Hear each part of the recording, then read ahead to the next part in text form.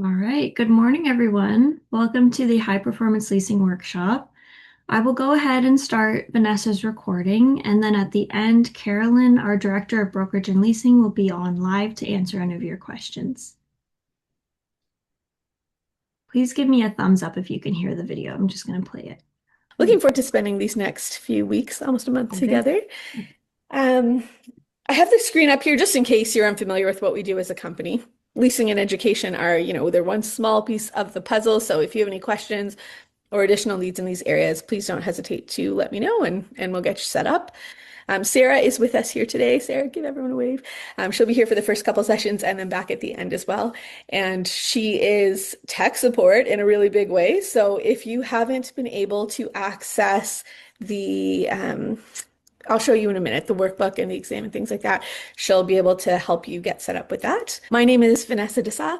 I'm the manager of education here at SVN Rock Advisors, and I've been in and around this business my entire life. Probably many of you know I'm Derek's daughter. So really, he started the company when I was in diapers, and I've just been there and heard everything. And I love teaching, and so being here with you is a great joy for me.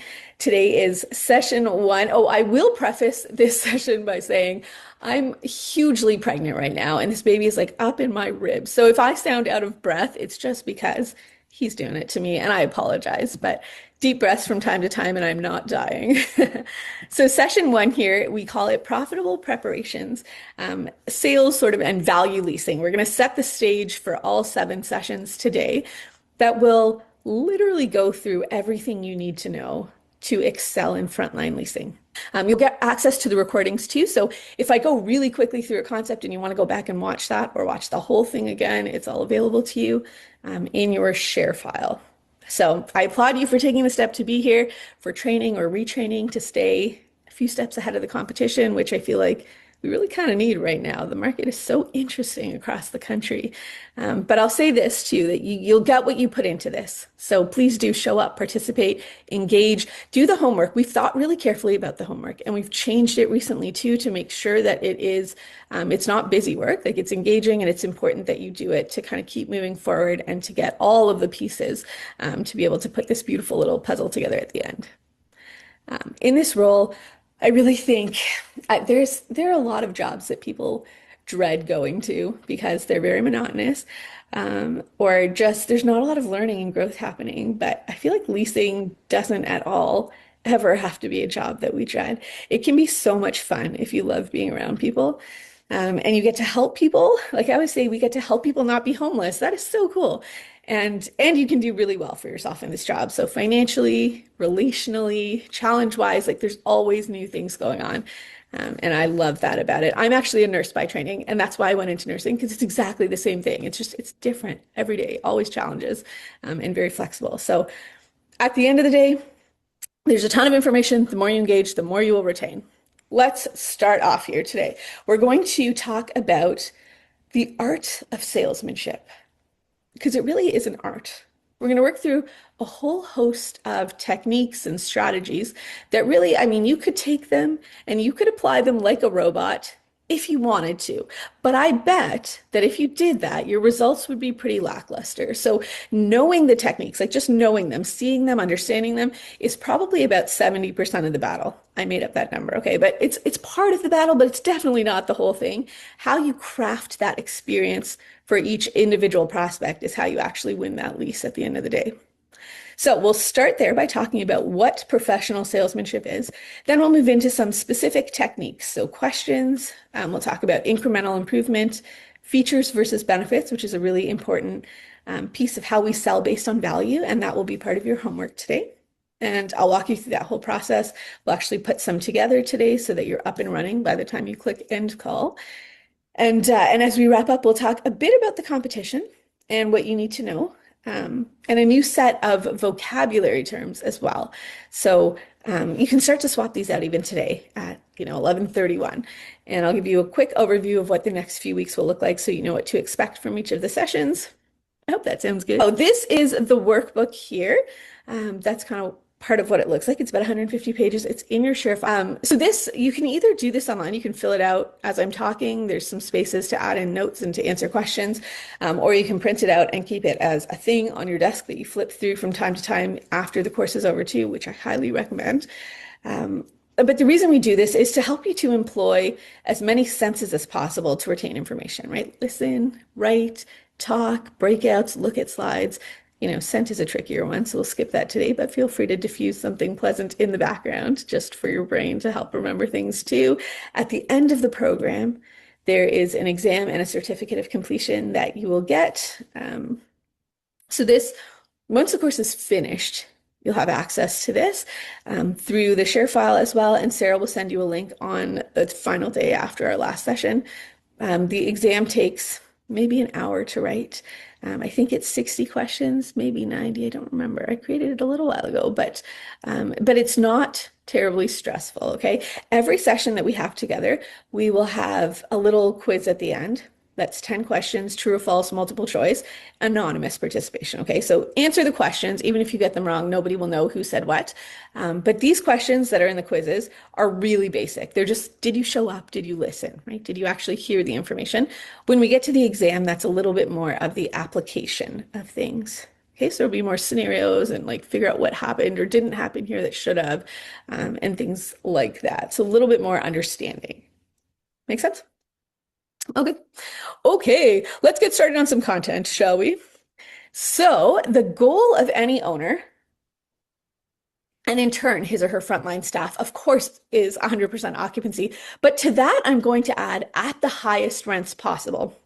And how we get there is through training and retraining in the art of salesmanship. So, we're going to talk about a lot of these pieces. To get to 100% occupancy, we have to nail marketing and rent setting, the hiring and training. The condition of our community has to be pristine as much as we can. Lease renewals, customer service, these kinds of things. But this is a sales program, so we're really going to focus on what's circled there in kind of orange. It's supposed to be gold. It's kind of morphing. But 100% occupancy at the highest rents possible. And I want to start by saying this is achieved largely through you. You know that, right? Frontline leasing professionals are the ones who are filling up buildings and keeping people, like bringing the right people into the community, and then making sure that they're happy and that their needs are met once they're there. So, if you have been in the business for a little while, then this is probably more relevant to you. But really, honestly, even if you've only been doing this for a few, oh, your partner's 25 years. Okay, cool. So, even if you've only been in the business for a couple of months, you have ways of doing things already, don't you?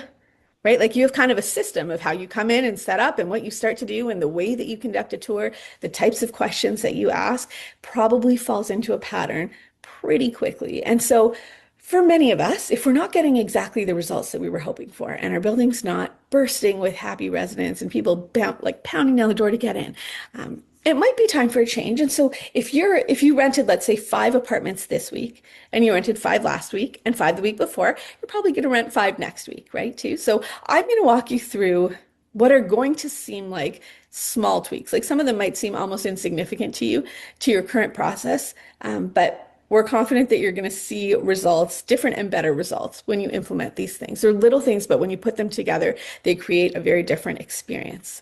So let me give you an example first of how this might feel, okay? So everyone, wherever you're sitting, just cross your arms for me. Cross them over your not pregnant stomach if you have space there. Very good. And just sit there for a second, okay? Feel how that feels. It's comfortable. You do this a lot, right? I'm not very impressed with Vanessa this morning, so I'm just going to cross my arms. Now, for me, this is my right arm here, kind of going on top and then coming up from the bottom. What I want you to do is switch that. So consciously use your brain and switch your arms. It takes a second to figure out how to do it, right? How does that feel? You don't have to answer me out loud, but like it's not super comfortable, right? You kind of want to go back to the other way right away. I certainly do. Yeah, do you feel that? The longer you sit there, though, keep sitting there while we talk through this slide a little bit. The longer you sit there, the more comfortable it will start to feel. It's very uncomfortable the first time, though.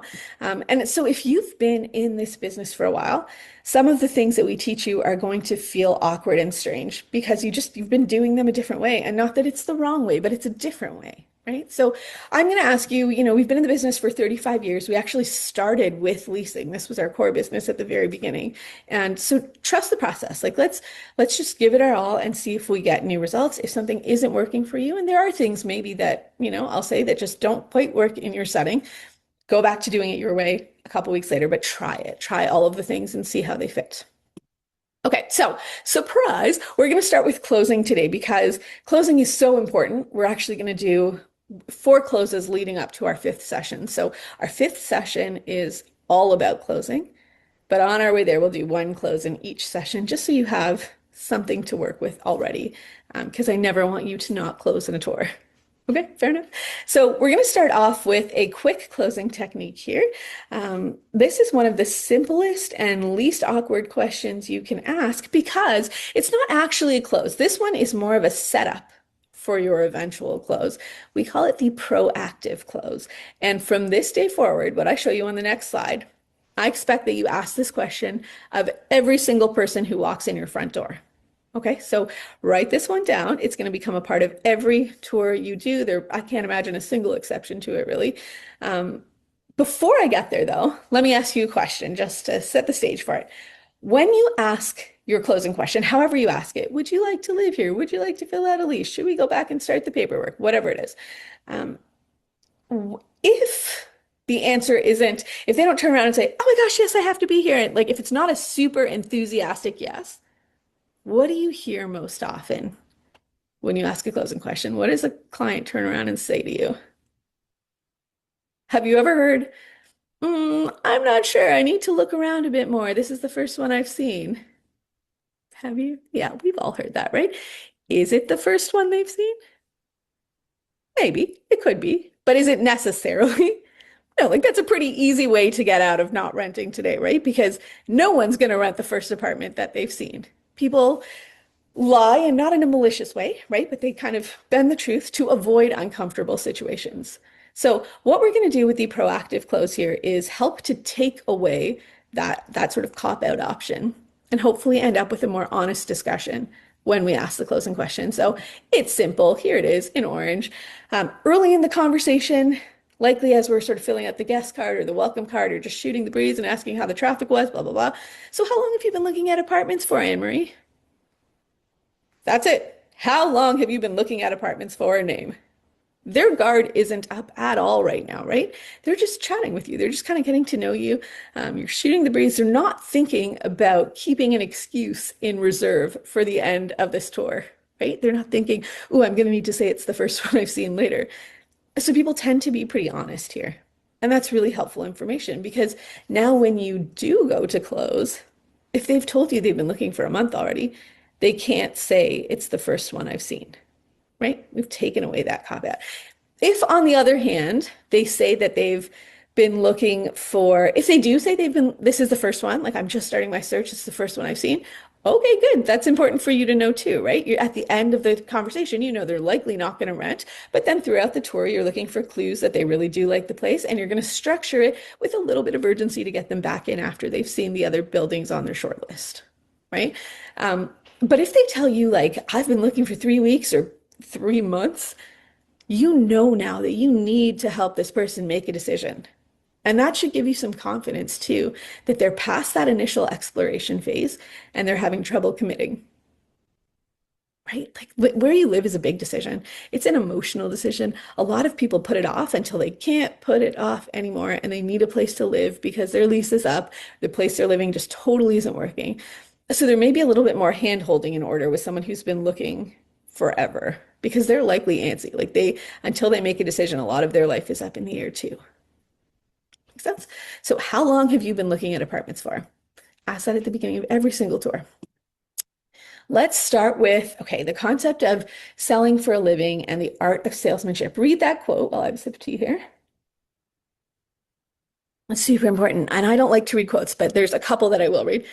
This is one. Most people think that selling is the same as talking, but the most effective salespeople know that it's actually not about talking. It's about listening, right? We have one mouth and two ears for a reason. Listening is the most important part of our job. Now, this is a really interesting statistic that I hope you find to be great news. I think it's great news. And it's this. 70%, so 7 out of 10 sales, okay, are based on not what your product is and how beautiful the building is. 70% of all sales are based on the customer's perception of the salesperson. That, my friends, is you, right? 7 out of 10 sales are made because someone walks in the door and they think, I really like Rana. She was really sweet. She did a great tour. She really cares about this building. She really cares about me. This is great news. Present yourself, the word I want you to think of for yourself, as I'm going to talk about you as a salesperson because that is what we are in this role, right? It's largely sales. But I want us to think of ourselves as trusted advisors instead. Okay, that's the word, a trusted advisor. And I want us to think about what that might entail. What does that look like? So to start us off, open up the chat just so everyone knows where it is here for the rest of the session. Open it up and put in there when I say the word salesperson, because it's still what we are. What do you think of? Positive, negative? What words come to mind? Salesperson.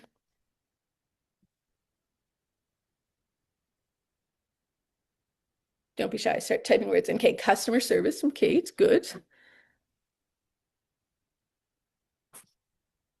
Genuine. That's awesome. Keith, I'm glad that you think salespeople are genuine. I wonder if a lot of people think that. Professional advisor. Yes, hopefully. Now, okay, as you're doing this, I want you to be thinking not just of you and who you are or would like to be. I want you to think about when you encounter a salesperson that's not you. When you're out there at a mall and someone's trying to sell you something, or you're buying a new car, or I don't know, someone's trying to sell you perfume as you walk by. Okay, trust. Thanks, Anna. What else? Flood the chat with ideas. Put in words or sentences. Product specialist, good. Hopefully they are a product specialist and have lots of knowledge about whatever it is that they're selling. Yeah, knowledgeable. Thanks, Kate. What else? Everyone try to get at least one word in there. The more you engage, I promise you, the more you will remember here. Okay, trust. Yep, they're hopefully building trust. These are all really positive words, guys. I like it and I don't believe it. Okay, patient. Good. Pushy. Yeah, I certainly hear that a lot, that they come across as pushy. Um, okay, a couple more. Do they believe in the product? Yeah, so that would often be a question that I'd be asking myself too. Like, are they just trying to line their pockets here? Do they really believe this is good for me, or that it was good for them? Okay. So, though, a great listener. Yeah. Okay. So lots of things to aspire to here in terms of being a good salesperson. I think when we nail it, you said a lot of the things here that we would hope to see in someone who's doing the right things. Now, what do we actually see when we encounter a salesperson? And keep thinking, you don't have to keep putting things in the chat anymore. But generally, this is probably the most positive set of responses I've ever gotten, which hopefully means that you're great salespeople because you have yourselves in mind largely when you're answering that question. But generally, the answers that I get are things like this, like they're pushy, they're obnoxious, they're sleazy, greedy, hair gel, tight pants, clown, con artist, used car salesman, like things like that. They're almost never positive. Like I'll often get someone saying something about like they have knowledge, hopefully about the product.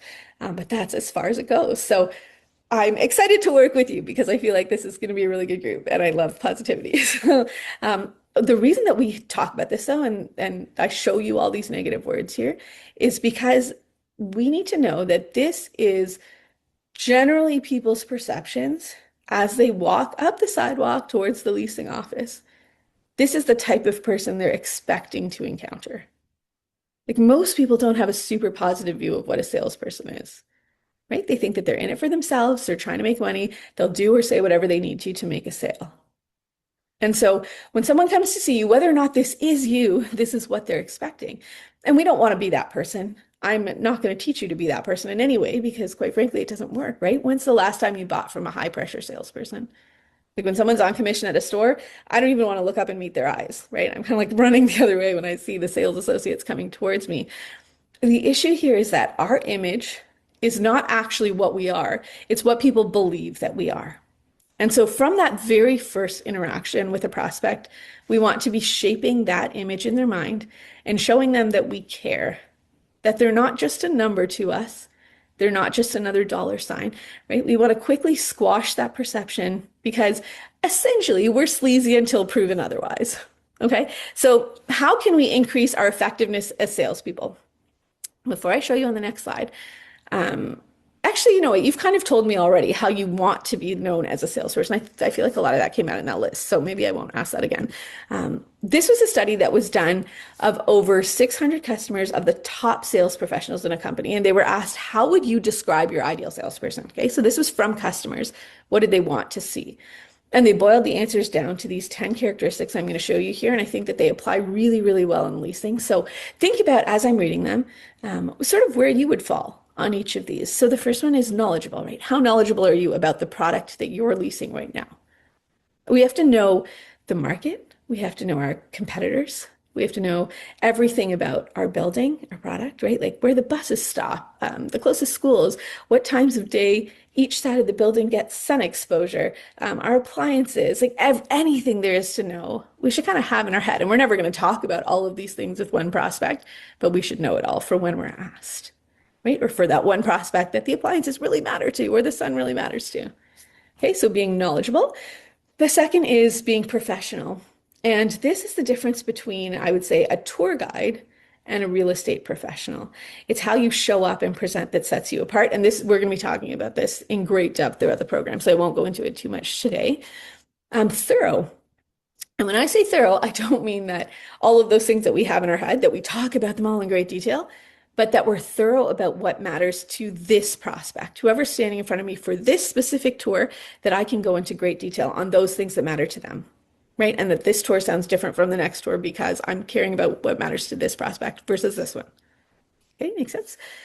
The third is that they are results-oriented salespeople because it's about getting leases at the end of the day, right? If we're just super friendly, and I think this is a trap a lot of people fall into in this role because you're all people. You like being around people, you're good at connecting with them. And then sometimes people just think, well, if I'm a really nice person, the lease will it'll close itself. Like it'll just happen. They'll just want to live here. And so results-oriented just means that you ask for that sale at the end because at the end of the day, that's what this job is about. Okay, the next one, and this is really key, is that we are relationship oriented. I mentioned before, very few people are walking in thinking, oh, I'd love to rent from, insert the name of your company here, right? Or your brand. They rent from you because of the connection that you develop with them. They are customer focused. Every presentation should be different. And we'll talk about this in session 4 when we talk about the perfect tour largely. But I'll give you an example here. Imagine that I had, let's say, 2 university roommates, 2 young guys in their early 20s come in who are going to school down the street at now. So at 10:30, they come in to see me and I do a tour for them. Now, if I audio recorded that tour and sent it to you, and then let's say at 1 o'clock this afternoon, I had a couple who was looking to downsize, maybe in their late 60s, come in to live in the same building. And I showed them both apartment 312, okay? The exact same apartment. And I audio recorded that tour and I sent both of them to you to listen to. What I would expect if I did my job well is that it would sound like I was touring these 2 couples who came in, these 2 groups, through a completely different building in a different neighborhood, probably in a different city. Like that's how it should sound to you based on the way that I'm describing things. There should be almost nothing that I'm saying the same way for those 2 very different prospects, right? So thinking about who this customer is and tailoring everything I do and say to that person, it certainly takes a little bit more effort, but it's how you connect and actually get leases at the end of a tour. Okay, number 7 is problem solvers. And I think this is something we maybe don't think about as much either, is people, as much as they're moving towards something, like I want to be closer to school or to work or to my parents, people are also generally moving away from something.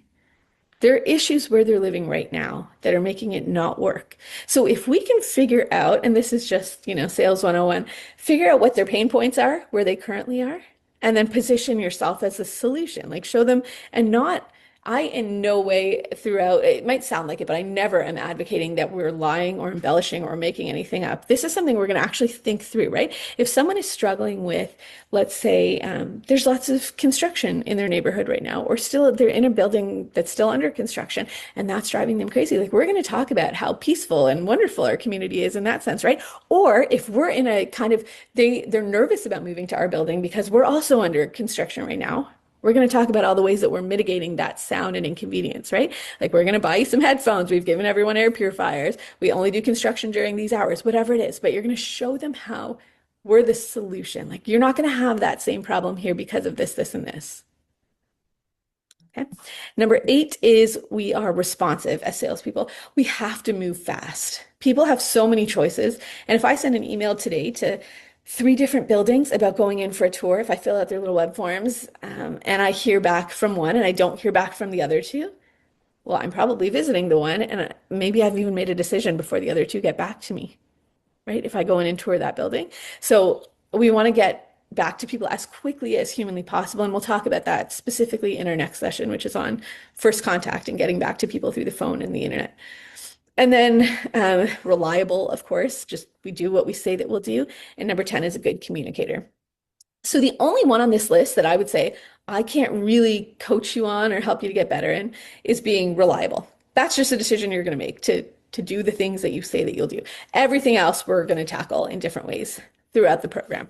So let's keep going here. So traits of a professional. This is what I see all the time. An amateur, someone who's kind of new to a sales type role, tends to be pushy. And someone said pushy actually before when I asked you about salespeople, versus a professional who feels like when you're with them, with an amateur, oftentimes you feel like you're kind of being pushed into a corner. Like you have to make this decision. You need to do it this way. This is the better way for you. If you don't, you're missing out and blah, blah, blah. So there's guilt, there's urgency, and just kind of feeling of I have to or disaster with an amateur versus a professional who I like to say leads. And it feels like they're almost like holding your hand and helping you to make the right decision for you.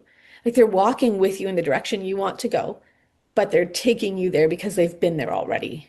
So an amateur forces prospects to look at, well, what they want to show, how they want to show it, when they want to show it, and the way that they want to show it. And with that type of salesperson, the prospect really feels like the salesperson is in control versus that professional who gently leads them in a way that makes that the prospect feel like they're in control. We'll talk through lots of techniques around that as well. But I just want to highlight that when we're making a big decision, and where we live is a big decision for a lot of people. It's the biggest check they're going to write every year, right? For their living expenses. When we are in a place of control, like we feel like we're in control making that decision, we tend to be able to make decisions better. Like we're comfortable making a decision, saying yes or no, and we feel better about our decision versus being pushed into something very quickly and not being given a lot of choice and feeling like like it's do or die. Oftentimes we freeze up and we don't make a decision. Those are the situations where you see people who have been looking for months and they just can't say yes or no because they've encountered people who have just been trying to force them into something, into a box that they're not ready for, or they didn't feel in control of enough. Then we have, okay, and this is an important distinction too that will come up a lot, that an amateur is product oriented and a sales professional is prospect oriented. So you know what those mean probably right away by reading them, right? And a product-oriented person is somebody who will take the prospect through the apartment, pointing out, the living room, the kitchen, the washroom, as if I can't tell what these rooms are myself, versus the prospect-oriented real estate professional who finds out what matters to you, like what's going to make or break whether or not you choose this as your home. And they're way less likely to say act enthusiastically about the underground parking to a transit taker, right? Because they've already found out that you don't have a car and you're going to be taking transit. Like, why am I even showing you the underground parking? Because we do that research and we care about the prospect more than just showing off this like laundry list of things that we have to offer in our building that may or may not matter to this prospect. Okay. So a professional finds out what the prospect wants and they don't impose their own preferences. And this is important too, because oftentimes you'll find yourself working in a property that is maybe above your current standard of living or below your current standard of living. And you look around and you say, well, I mean, I wouldn't live here or I couldn't live here for whatever reason, right? Maybe you can't afford it, or maybe it's just way below what you're used to. Um, but I would never live here. How could this be good for anyone else? But the thing is, it's not for you, right? It's for your prospect. So sometimes they'll look at the window and be like, well, this is a pretty crappy view. Like, I don't know how I'm going to sell this. No one's going to want to be looking out at the parking lot. Um, but there's a subset of people who will appreciate. Can you think of anybody who might appreciate a view from like the bulk of their apartment that overlooks a parking lot? Who could that actually work well for? Think about it. You can unmute or you can put it in the chat. I think it would work well for a retired professional. Maybe they're no longer, working, driving themselves. Some people really like to see what's going on in their neighborhood and kind of get involved with the property a bit more in the building managers. So like to kind of keep their eyes on it, see what's going on in the neighborhood because they really feel it's a home as opposed to a rental. Nailed it. 100%. I think that's such a great answer. I remember when I was growing up, my grandmother lived in a building kind of close to the airport in Toronto, and they had a camera on the front lobby. And every time we went to visit her, her TV was on that channel. Like she was watching people coming in and out of the building. She just like loved to see who was around and what was happening. So 100%. You might have like a guy who is freshly out of university and just bought his first car and he wants to be able to keep an eye on his car, right? And it's parked out there so he can see it now in the morning when he wakes up, blow it a little kiss before he goes to bed, et cetera, right? So there are people who this will appeal to, even if it doesn't appeal to us. So let's not make assumptions about things until we've really done some digging and some creative thinking. Because sometimes when we have situations like this, we have to put some thought into it before we meet the prospects, right? To figure out, well, who are these groups that I'm looking for who might find this interesting? So now knowing this, if you had that view, you'd be looking for like, hey, how do you get around, right? If you find out they just got a car, then maybe this is something that will appeal to them. If they're over 70 and they're not doing anything during the day and they're going to be home a lot, maybe that's the type of person you showed this specific apartment to or those apartments to, right? But we have to think through that in advance. At the end of the day, prospects generally are not going to remember a ton of the specifics that you showed them. But you know what they will remember? They're going to remember how you made them feel. Did they feel cared for? Did they feel a little bit better when they left than when they walked in? Okay, so everything we do is to craft an experience that helps them to get to that place where they walk out with a little bit more of a smile on their face and they feel good about the fact that they came into this property and that they met you. Whether or not they make a decision today, they leave with that feeling they're much more likely to come back and make a decision to live there. So let's start talking about some of the techniques we can use here, because the last thing that we want for our prospects at the end of a tour is for them to feel like I convinced them as a salesperson. I convinced them that they should lease with us. We want them to really believe that this is the best choice for them.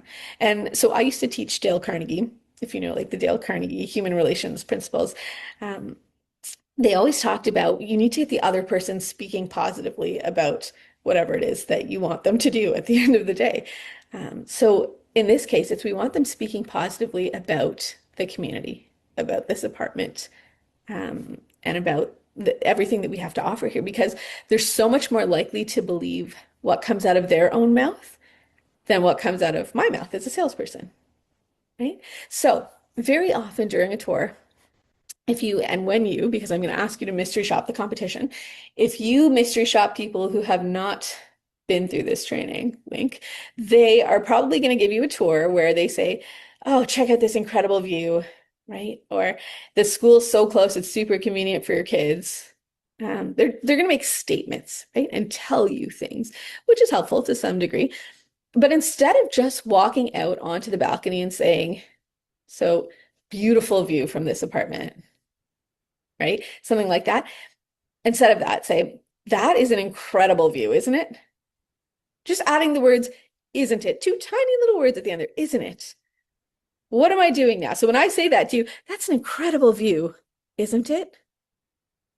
Keith, you're thinking about it now, right? You're looking out and you're saying, well, is it an incredible view? Oh yeah. Oh my gosh, it is. Oh wow, that's way more beautiful than it looked in the pictures, right? Or instead of we have a little island here with some stools, so your kids can be sitting here and finishing up their homework while you're prepping dinner, something like that.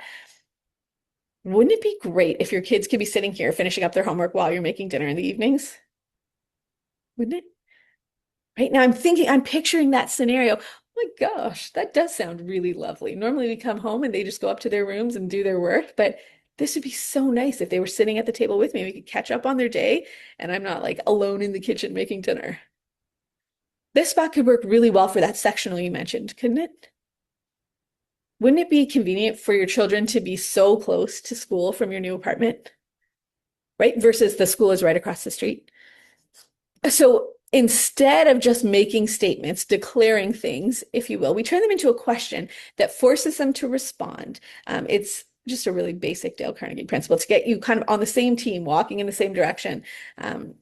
When you make a statement, so you will make statements, so it's going to happen. Like we're not just going to switch that off, but when you make a statement, try to add a little question at the beginning, the middle, or the end of that to get them responding and offering feedback wherever possible. Because the more you hear from them, the easier your job becomes, right? Even if you said a wouldn't it, couldn't you, aren't you, don't you, and you expect them to say, oh yeah, 100%, that's so beautiful. Yeah, that would work really well. And they don't, even if they turn around and say, oh no, I'd rather, like when my kids come home from school, they need time away from me. Like I don't want to hear about their days because they're so stressful, whatever.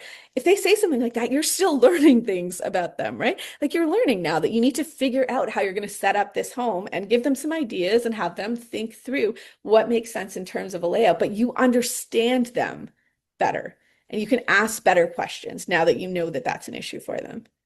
Okay, so ask questions as much as you can. Remember, you want them talking way more than you during this tour.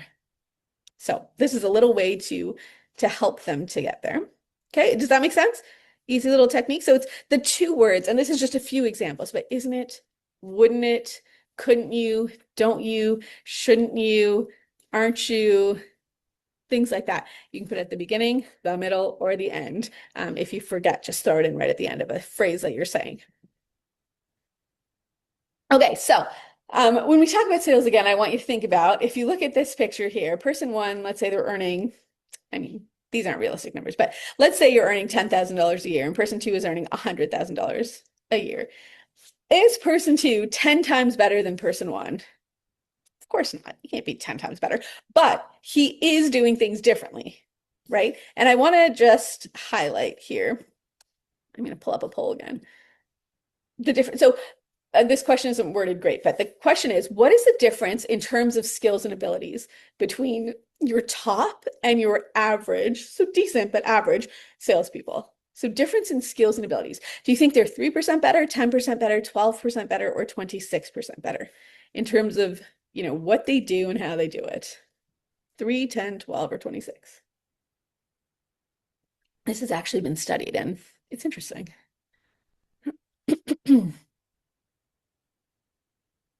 Okay, we're almost all in here. Okay, I'm going to show you the results. Ready? So we had a pretty good smattering. Everyone picked, they all got picked there. You know what the answer is? And it's good. It's good news. Of course it is. Otherwise, why would I share it? 3%. There's a difference of 3% in terms of skills and abilities, which is not a lot.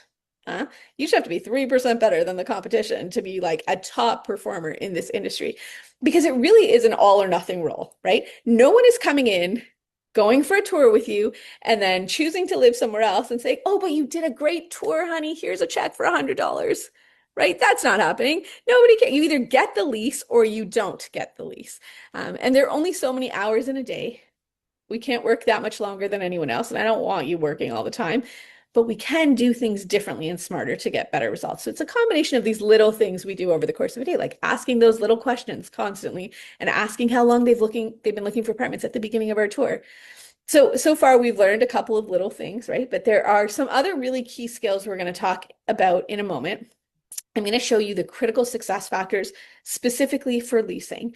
And as I do, I want you to do a quick self-assessment. Okay, so we're actually going to, Sarah will put it in the chat. It's also in your share file, a little table that you can rate yourself in. And I want you to rate yourself today. And then I want us to look at how we're progressing about a month from now. And then just keep that somewhere that you look at it to remember to keep moving forward in these areas.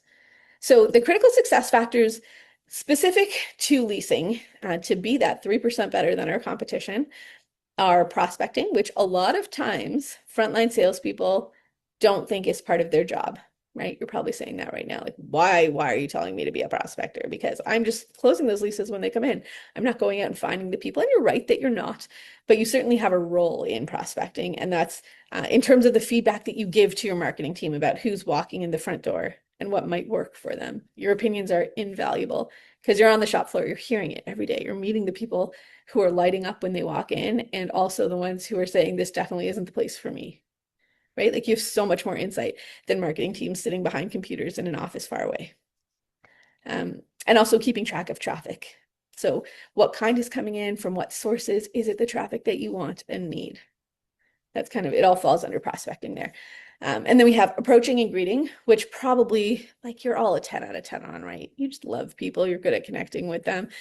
Needs identification, the types of questions that you're asking to really get to know your prospect and to be able to show them that this is the right place for them. The way that you do the presentation, that's the tour, overcoming objections, actually asking the closing question and then seeing through the results of that, and personal management. So that's just grooming and how we show up, being on time, things like that. I'll show you in the next slide here. So this is kind of typical of what I've seen. I've done a ton of mystery shopping in my day of leasing professionals. And so I just kind of put what an average person that I would have seen on here who is not really involved in prospecting. They're pretty good at the approaching and greeting. They ask some questions, but usually not great questions to get to know me. Some don't ask any questions at all. They do a fair presentation, I would say. Oftentimes they get kind of flustered when I throw an objection at them that's not totally boilerplate. Some of them close, I would say less than half probably, so maybe that should even be lower. And personal management is generally pretty decent. So this is, Sarah's in the chat already? She's putting it in the chat if it's not there. Oh, it is. She got a thumb up. Okay, perfect. So you can pull that down from the chat right now. Just download it to your computer. Or if you don't want to, grab it from the share file later. But think about where you fit. So at this first line, the one that's highlighted on this table here, that's what I want you to fill in for yourself today. Give yourself a ranking out of 10 for each of those columns. Okay. And then at the bottom, so the third row, you're going to leave the second one blank right now. In the third row, give them a priority ranking. So this is going to be, there's 7 different categories there. Each one is going to get one of those numbers, 1 to 7, starting with 1 for the one that you think if you get better at that one, it's going to move the needle the most for you. Okay, so put a 1 under, like if you know that you almost never close right now, like it's really scary, you get there and you start sweating and you're really nervous to ask the closing question and you kind of mumble something but don't really ask it. That's going to move the needle the most in terms of your success in this role. You're going to put a 1 under closing. Okay. And then a 2 would be under whatever the next one is, like asking good questions, maybe, and on, all the way down to 7, which is the one that you feel the best about right now. Okay. So I'll come back to this for homework at the end, but just remember, most people aren't going to get twice as good at something with a little bit of training. But what I'm asking you to commit to here is just incremental improvements. Just get a little bit better all the time. As we're going through this, if you get a little bit better every week, and then you continue that when you're done by just reviewing notes every so often, just like if you wanted to live to 100, eating well on its own isn't going to get you there if you barely sleep and live in perpetual and overwhelming stress. Right? We need to move the needle on all of these things simultaneously to contribute to good health. And here we need to move all of these ones in order to become a really proficient and effective leasing professional. But we can only really tackle one at a time. So let's pick our priority to start with, and then we'll keep going from there. Well, let's keep going here. If I asked you to think about, let's say, the last 5 people who came into your community that you're working in right now, you gave them a great tour, and they didn't rent. Okay, at the end of that tour, imagine that you asked the closing question, hopefully you did, and they said, I'm not sure, and they walked out without signing a lease or starting any kind of paperwork with no really future steps. What would you say the reason was that they said they wouldn't rent? And maybe it is the real reason, maybe it's not, but what was the reason that they gave you? You can put it in the chat or you can unmute and say it out loud. Whatever's easier. Why are people saying no to renting in your community right now? Price, price, price. Parking, yeah, that is becoming an issue in a lot of places. What else? Everyone give me an answer. Think through some people that you've seen recently and why did they say no to living there? Layout, okay. Not having an indoor swimming pool. That's a tough one. Space and storage. Needed to ask her partner. Yeah. Makes sense. Okay. So we had a few price ones at the beginning. Schools. Interesting. Yeah. Okay. We had a few price ones at the beginning, and I think that this is a very common one. So I like to pick up on it here too, because a lot of people think, especially we have a number of people who are working in those A-class buildings here. A lot of people think our rent is just too high. And even as a leasing professional, they don't necessarily believe that the value is there to support, oh, Anne-Marie, the application process. Interesting. Yeah. A lot of people believe that the price is just too high, and they don't offer enough value for what they're charging. And that comes across in the way that we tour for sure. Like it'll come across in our mannerisms and the things that we're saying. But I want you to think about if you are hearing price a lot, and probably many of us do, think about the last time that you personally overpaid for something. Or you bought something without even really thinking about the price. You bought it because it was valuable to you. It did something for you. It solved a problem. I'll give you some examples here. For me, that would be a MacBook. I don't care how much more than a Dell it costs. I'm going to buy one every time because it syncs with all my other devices. I understand it. I like it. It's super functional. The graphics are great. It never dies. It never gets viruses, et cetera, right? I'm going to buy a Mac every single time. Doesn't matter how much they upcharge on that. Our house would be another example. We needed a place to live. When my husband and I lived overseas with our kids for a while, we came back. When we found the right house, like it could have been $100,000 up and down and it wouldn't have mattered. We would still have chosen to live in this house because of the community and the layout and everything. My sister is a functional medicine doctor and she insists that we eat organic food. And so even though a bag of organic carrots is double the price of a bag of non-organic carrots, I'm always going to buy the organic ones.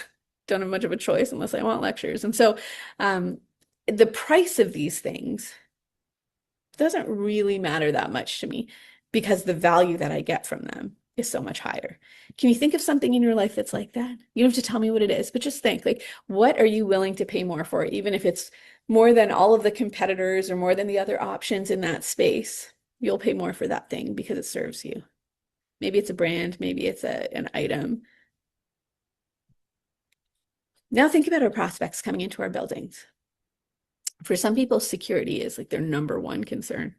Having a concierge and cameras and keyed entry and things like that are going to make a huge difference for them. Maybe it's that there is a park close by and they have young children and they're really burnt out at the end of the day of work and they can have their kids play at the park and get out their energy and not have to deal with kids screaming and fighting at home. Maybe it's just a place I feel really, really good about inviting other people over to. Like I'm proud to bring people over to my home. There are a million things that are more important to any renter than price, but we have to show them. Like that's a big part of our job is to skillfully show them that this is going to make your life so much better that it's worth this. Like it's worth more than this. You're getting a deal by living here.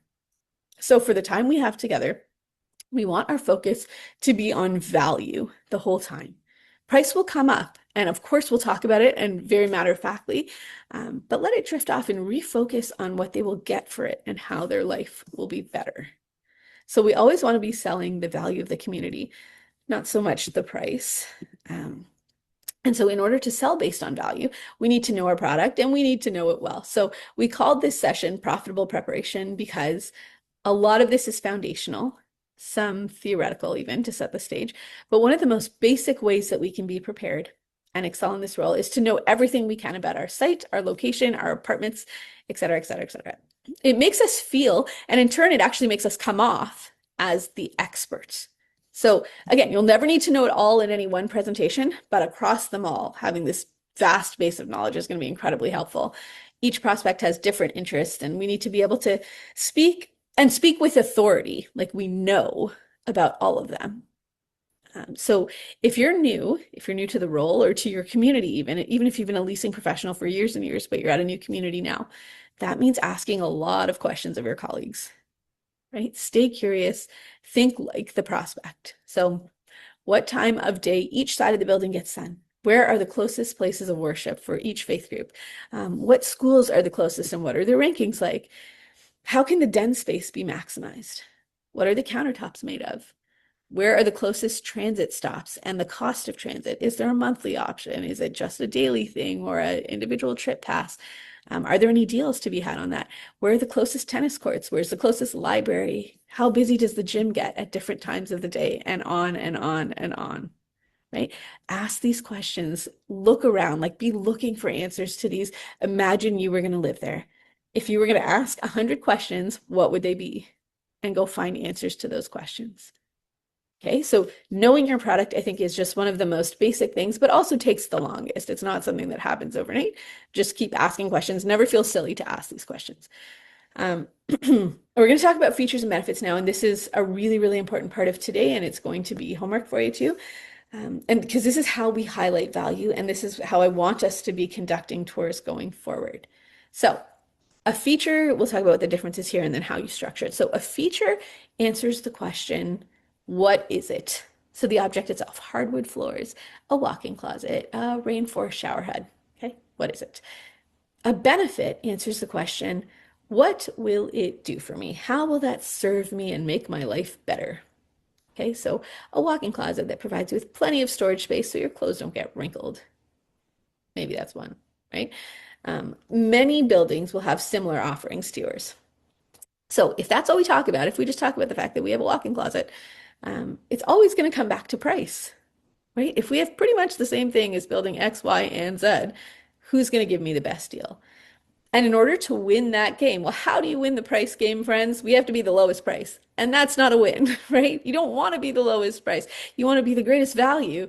A benefit, on the other hand, answers the question, what will it do for me? How will this serve me and make my life better? So a school across the street will let your kids, remember, I put that as an example, I think, on the 2-question slide or the 2-word question slide.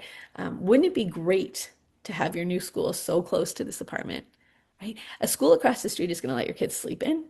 You can watch them walk to school. They can come home for lunch. They can be home sooner so you can have time together before soccer practice and not fight traffic all the way home, right? People don't buy features. Like it's not, they walk in and they're like, oh, hardwood floors. I want it because of that. No, they buy the hardwood floors or they choose to lease here with hardwood floors because it means that cleaning is so much easier. They're not worried about mold and stuff trapped in the carpets, et cetera, et cetera. Okay? They buy the benefits of what it does for them and how it makes their life better. So they're not buying the product, they're buying the product of the product. And ultimately, they're not renting an apartment, but they're renting what they think that that apartment will actually do for them. So let's look at some examples of how this plays out. And what we want to do is first give the feature, right? So this apartment has an extra large walk-in closet. Then a bridge, and I'll talk about what that is. It gives you the added convenience of, so we're highlighting what the benefit's going to be now. And then the benefit. So whatever benefit you think works for your prospect here. So plenty of space for all your clothes. Your clothes won't become wrinkled because they're jammed in. Enough room to store your golf clubs or your office documents or your pet crates or whatever it is that matters to this prospect. Okay, so feature, present, this is what we have to offer. This gives you the added convenience of, or, so your bridge. Again, this is kind of like at a jewelry store. If you wanted to see a beautiful diamond ring that was in the case there, the jeweler's not going to take it out and just put it on your hand, right? They're going to take it out and put it on a beautiful velvet tray that makes it shine even more, right? It highlights it. So our bridge is going to do that. It gives you the added convenience of, it frees you up to, it saves you time by, or saves you money by, it simplifies your evenings by, it means you can, it allows you to, it gives you peace of mind because. Things like that. So we're highlighting what it's going to do for them, and then we're going to show them the benefit. And you're just going to pick one of these, whatever works for your client, right? Or maybe 2 apply. But I want you to come up with a few different benefits for many of your features so that you can tailor them easily to whoever is standing in front of you. And after you do this, we're going to give you a worksheet to work on, and we'll actually take a few minutes to start it now. But when you do this, you can, and like, don't be embarrassed ever to walk around with a clipboard that has notes on it, that has questions you can ask your prospect, or that has some of these features and benefits laid out, or a cheat sheet on the units you're taking them to. You're not going to read off of that, but you can glance down at it every now and then when they're looking at something else to make sure that you're saying the things that you know are effective and helpful for them to hear. So some other examples here. Um, here we have a pantry, which gives you the added convenience of extra storage space, being able to stock up when things are on sale, or keep the counters uncluttered, keep all your appliances in there, just bring them out when you need them. Or a double kitchen sink, which will help you out by allowing you to scrub and rinse the dishes more effectively, bathe the baby on one side while the dishes are on the other side, keep the counters clear because you can put everything into the sink when you have guests over and it just looks neater. Right? So whatever matters to your prospect. Again, I'm giving you a few different benefits, but you're going to say probably just one, sometimes two. So the worksheet that's going to be in the chat, Sarah, if you can put it there. And again, it's also in your share file. So you can do this online or print it out. I suggest that you print out a number of these, but at least three. So one of them is going to be one where you walk around one of your apartments that you are working on leasing. Okay. Walk around it and figure out all the features you have to offer in that apartment. So just the apartment, the unit itself.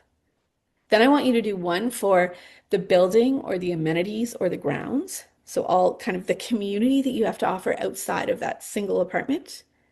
And then the third sheet is going to be for the location of the building. So what are you close to? In some cases, what are you far away from? That's a benefit. Okay, and so for Kate, because you're working in a number of different properties, and if there's any other people in similar situations, just pick one. Pick one that you work in ideally the most, or one that you're least familiar with, maybe to get some ideas from to work harder on understanding that property. But you're going to do these three sheets. So one for the apartment, one for the building, the amenities and the grounds, and then one for the location. Okay. And this doesn't all have to be done by the next time I see you because we're meeting again in 48 hours, but I want you to get started on it. So I would say at least go into one of the apartments and do the apartment sheet. So come up with all your features, list as many as you can, different features that people might appreciate, and then start coming up with different benefits, like at least a couple. I say try to aim for 3 benefits for most of your features so that you always have kind of a bunch to pick from that will apply. That will, hopefully one of them will speak to this prospect.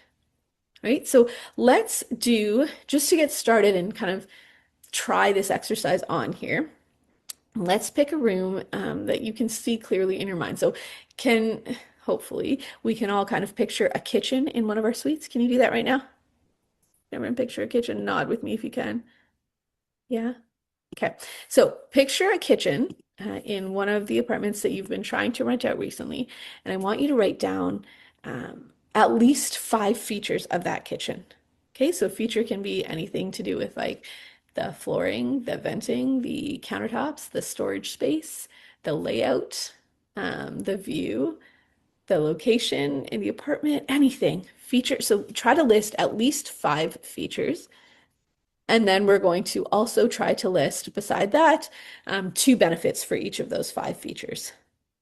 Okay, so we'll do that now I'm just going to mute myself and we'll do maybe like 2 minutes to start jotting that down. And then we're going to go into breakout rooms for the first time so you can meet some of the other people in the program as well here.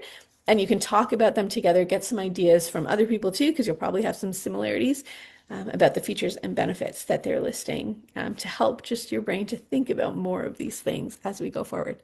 So let's do that now. I'm going to mute myself. 2 minutes, and at 11:07, Sarah will automatically kind of suck you into a breakout room, I think. Maybe you have to click join. Do you have to click join, Sarah? I don't remember.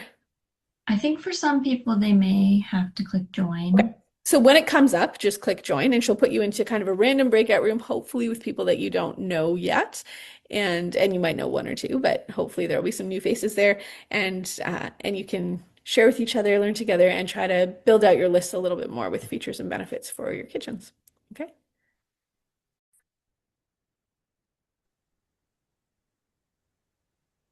really good start. Everyone kind of, I think, understands what we're doing here. So this is something that I would like you to work on because it will change the way you sell. When you think of all of these benefits every time you see a feature and you go to talk about it, if you can turn that into a how this is going to serve you, it's going to change the conversation in your client's mind dramatically and have them picturing what life is actually like there and how it's going to be better. Okay, so work on that. We'll talk about it again at the end here. Let's talk about knowing your competition, which Keith does, and I wonder if the rest of us do. Have you ever shopped the competition? Have you? Give me a nod if you have, or a thumbs up.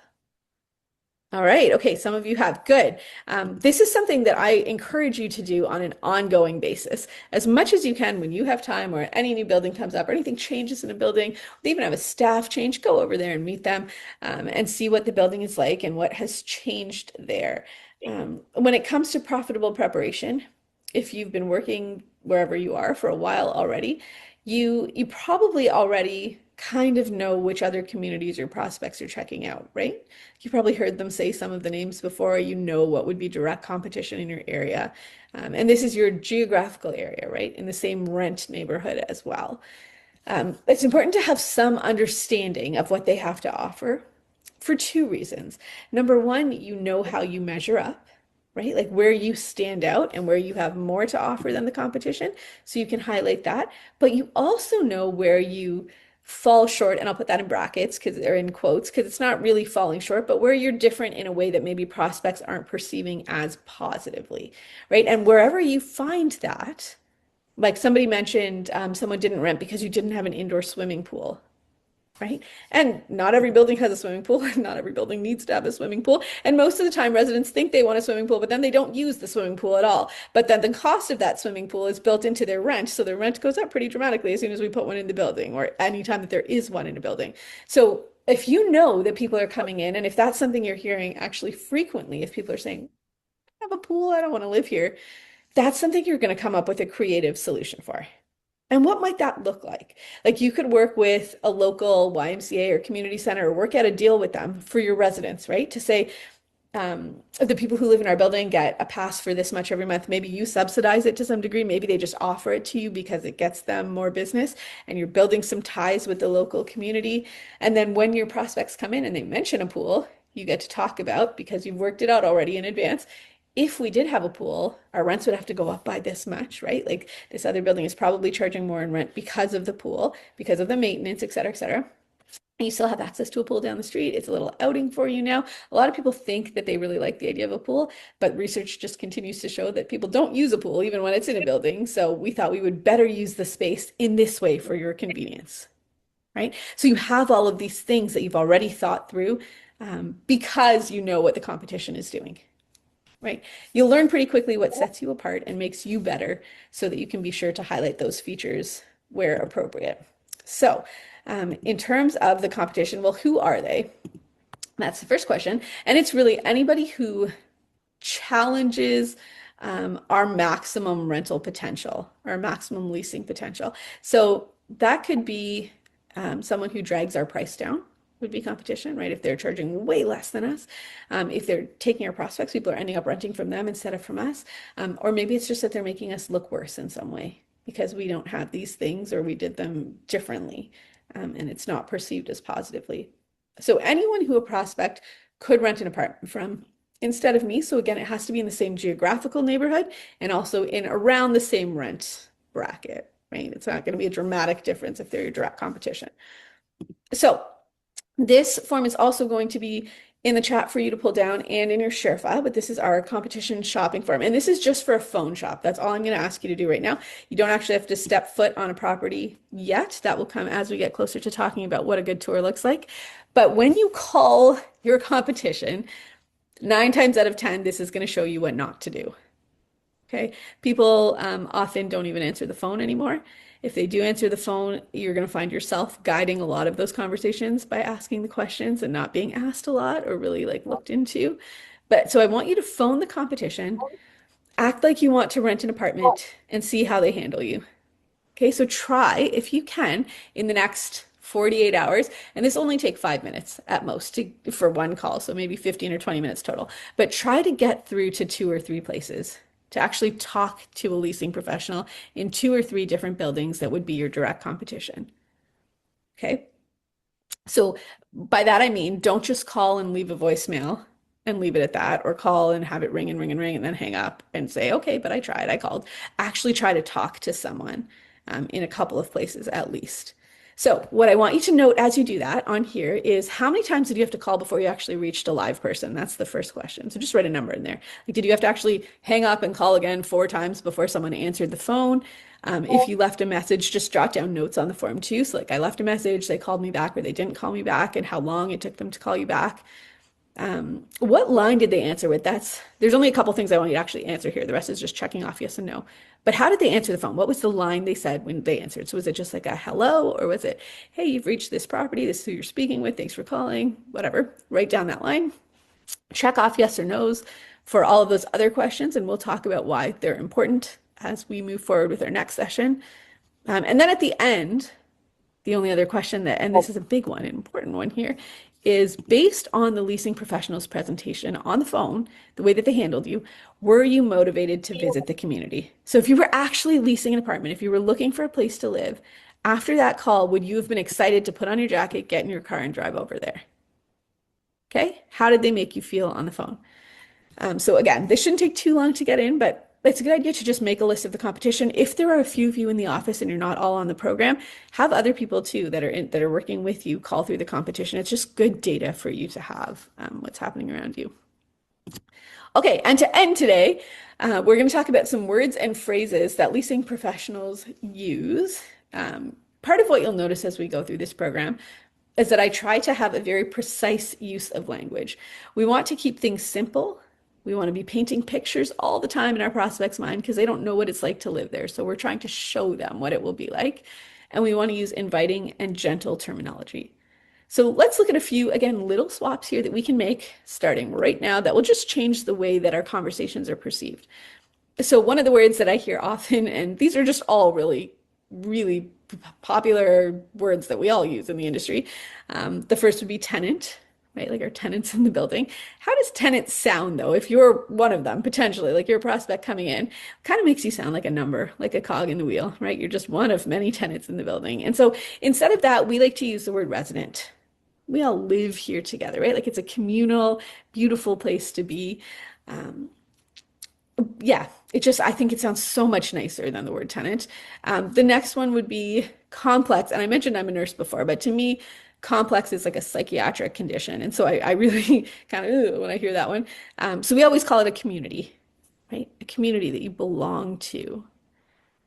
A landlord, so a landlord, like the lord of the land, the big powerful man in the office upstairs, can sound very intimidating. And so we say the word owner as much as we can here, which just makes it sound like this person has a vested interest in making sure that this community is run well, that people are happy here. More of a kind of family feel to it. Okay, rent increase. Not that rent is going to decrease here, but instead of calling it a rent increase, we just call it an adjustment usually. So that the rents are going to be adjusted this year a little bit. And then with an explanation of why, right? So they see it's not just greed. Our costs have gone up and therefore we need to adjust the rents by this much to be able to continue to enjoy this standard of living, blah, blah, blah. A lease, okay, who among us doesn't say the word lease, right? But I think sometimes lease feels like we're kind of like locking people in. I get that image in my head anyways, of being like locked into this contract that I can never get out of. And it can just sound scary when you're making a big decision. So to just keep it more casual, we use the word paperwork most often. So let's get started on the paperwork today because people do paperwork all the time, right? A little bit less intimidating. Here in our community, we have all these rules and regulations we expect you to sign off on, right? Again, like we're not children. No one who's coming to rent from you is an infant who needs to be told what to do. And so we just say we have guidelines that we all live by here so we can all enjoy living in this community together peacefully. Sometimes I hear the word sell, and context for this one is tricky. Not everyone uses it really in a tour kind of context because I don't know how it fits in, but I've heard it before where people will say to me something like, I'm going to sell you this, or I'm so glad that like this is the one that we sold you today, or something like that. But instead of that, I just always say, we're going to help you to acquire the apartment home that's going to make your life better today. Right? Help you to acquire. It's for you. I'm just here to kind of help you on the journey that you're going on. And then, okay, so cheaper is one of my least favorite words probably in the English language. If they're showing you an apartment and you say to them, yeah, I'm not sure, this is a bit above what I was hoping to spend, oftentimes a leasing professional will turn around and be like, well, okay, let me show you something a little bit cheaper then. And how do I feel now? If they just said they're going to show you something cheaper, like I just feel cheap and useless and like I can't afford it. Anyways, I can't afford it, but it hurts to hear that word. And so we just always say more affordable. Let me show you something that's a little bit more affordable or more within your budget, right? And that would be a good time to have a budget talk if you haven't yet, but you will have by then. And then even unit, right? Like the apartment unit just sounds like a sterile kind of concrete walls type of room to me. So you've heard me say this already, but apartment homes are apartment homes. That's how we always refer to them. If a customer uses one of those orange words there, one of the negative words, I would just always flip it in my response to them, right? Flip it to the positive counterpart when I say whatever I'm saying in response to that. The only time you might use a negative term would be when you're speaking about the competition, but like it's not really fair to bash the competition either. They're not there to defend themselves. But you might just say something like, the units in the building down the street are quite a bit smaller than our apartment homes, like things like that. Yeah, the landlord across the street. So start using these terms in green as much as you can. Again, if there's a group of you in your office, what we recommend, and I'll show you some more of these words in future sessions too that you can switch over, but have like a little jar in your office. And if you catch someone, if you hear them saying one of the red words, just have them put a quarter in the jar or something. Make it a fun game so that everyone's kind of on board. Buy coffee with it whenever it fills up for everyone, and turn it into something fun so that people are actually alert and aware about changing this intentionally. All right, so we're right at 11:30 today. Let's wrap up here with just a quick overview of what we're heading into. So today, Profitable Prep, we're just about through. Session 2, we actually changed the name of that recently. So it's no longer telephone and internet leads. I think it's called like first contact or something, because we have all of these different ways to interact with prospects now before they come into our property. And so we will talk about the telephone is still a big one and by far the most important. So that's going to be the focus of it, but we'll also talk about texting and email and web forms and all the things, handling price on the phone. It's a really important one. We'll go through the script and everything on Thursday. Then number 3 is the resident experience. So there we will talk about meeting and greeting the prospect. It's kind of the beginning of the tour without really getting into the tour. We'll talk about fact finding, questioning, understanding who the prospect is. We'll also talk about how we use guest cards effectively. And then session 4 is fun when we get into the perfect tour. So how to show the apartment, how to create an experience that stands out for them. So ways that we can prepare and make it memorable. We'll talk about the model apartments, touring vacant apartments and occupied apartments, getting the prospect to say yes along the way, things like that. And then sessions 5 and 6 are really where kind of the rubber starts hitting the road here with capture and commitment. That's our closing session.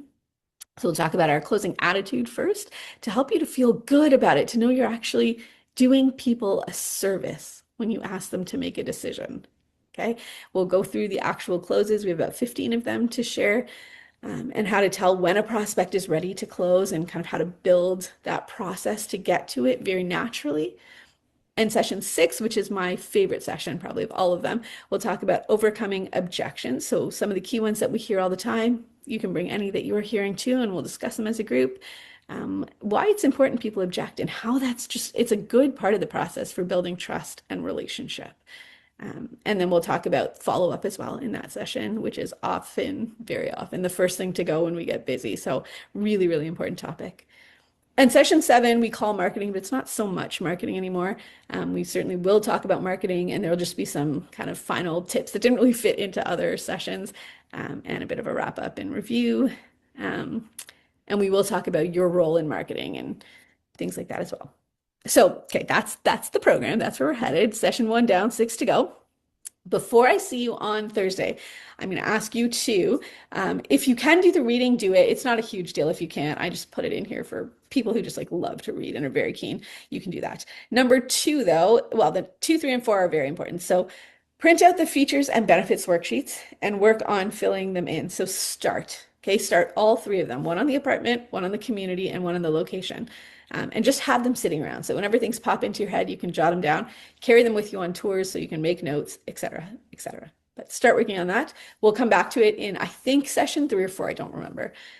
And then telephone shop at least 2 of your competitors. Okay, try to do 2 or 3 so you have some data to come with. and fill out that form as you go. And then that the critical success factors table that I showed you before, fill that in just for yourself with where you rank right now and what you want to work on first so that we have something to compare at the end of this.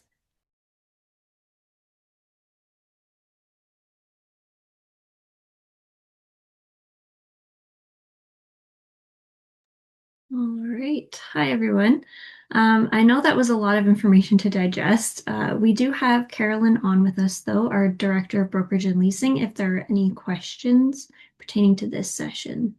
So feel free to unmute or put them in the chat, whichever you prefer, if you have any questions.